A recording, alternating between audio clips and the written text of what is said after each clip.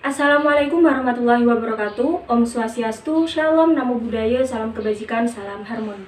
Pada video kali ini, saya Isna Nur Khalifa dengan NIM 20110211111 dari Program Studi Teknologi Pendidikan Semester 4 akan melangsungkan keterampilan mengajar untuk memenuhi tugas UTS pembelajaran mikro. Baik, langsung saja pada videonya. Assalamualaikum warahmatullahi wabarakatuh. Selamat pagi anak-anak. Bagaimana kabar kalian hari ini? Baik, Bu. Oke, alhamdulillah sehat semua ya. Nah, sebelum kita memulai pembelajaran pada hari ini, yang di kolong mejanya masih ada sampah, silakan dibersihkan ya. Ayo dicek, lalu dibuang di tempat sampah. Oke, diambil dulu ya anak-anak, lalu dibuang di tempat sampah. Gimana anak-anak, apakah sudah bersih? Sudah, Bu. Oke, bagus.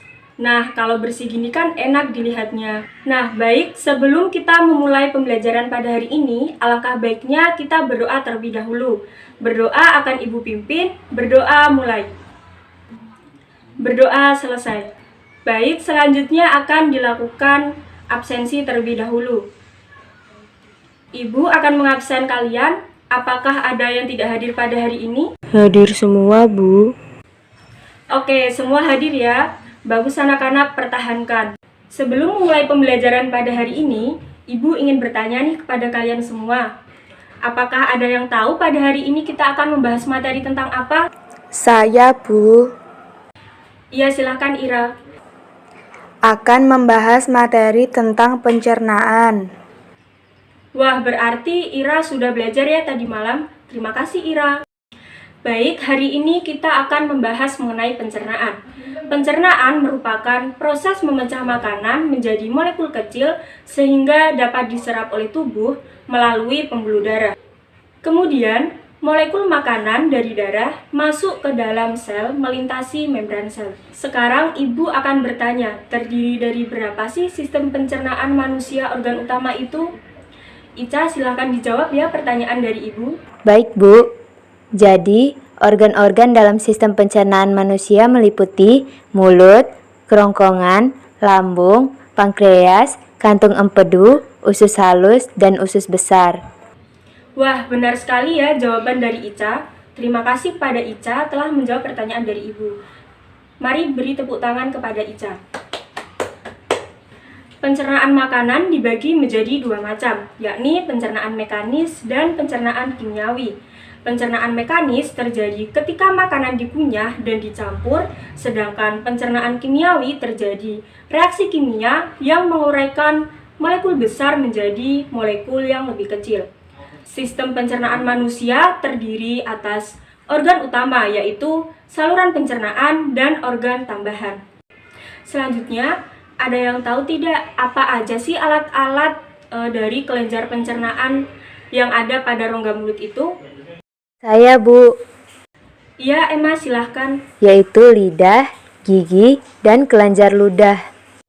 Wah, betul ya jawaban dari Emma tersebut. Oke, sekarang Ibu akan memberi pertanyaan pada kalian. Apakah manfaat dari makanan berserat dan apa yang terjadi jika kekurangan serat? Ayo, siapa yang bisa menjawab pertanyaan dari Ibu? Saya, Bu. Iya, Dito, silahkan. Makanan berserat dapat mencegah kegemukan dan meningkatnya kolesterol darah, menyerap racun di usus, memudahkan buang air besar, dan juga memberi rasa kenyang. Kekurangan serat dapat menimbulkan sembelit dan kanker usus. Wah, benar sekali ya jawaban dari Dito. Hebat sekali ya Dito, berarti Dito sudah belajar tadi malam. Nah, pertanyaan selanjutnya, apakah fungsi dari enzim tialin dan sebutkan contohnya? Siapa yang bisa menjawab? Untuk murid-murid Ibu yang aktif, nanti Ibu akan memberi nilai tambahan ya. Saya, Bu. Iya, Nita, silakan. Enzim petialin berfungsi mengubah zat tepung atau amilum menjadi gula, yaitu maltose dan glukosa. Contohnya, jika kalian membiarkan nasi di dalam mulut yang mula-mula terasa tawar, beberapa saat kemudian akan terasa manis. Wah, benar ya jawaban dari Nita. Terima kasih Nita atas jawabannya. Pertanyaan selanjutnya, jelaskan cara sistem pencernaan pada manusia. Silakan Dika dijawab ya pertanyaan dari Ibu. Saya, Bu. Pertama kali, makanan yang kita makan diproses di dalam mulut. Ada dua cara, yaitu secara mekanik menggunakan gigi dan juga secara kimiawi, yaitu menggunakan enzim amilase. Kemudian melalui kerongkongan terjadi gerak peristaltik, kemudian masuk ke dalam lambung. Di dalam lambung, makanan dicerna secara kimiawi, yaitu enzim renin dan pepsin.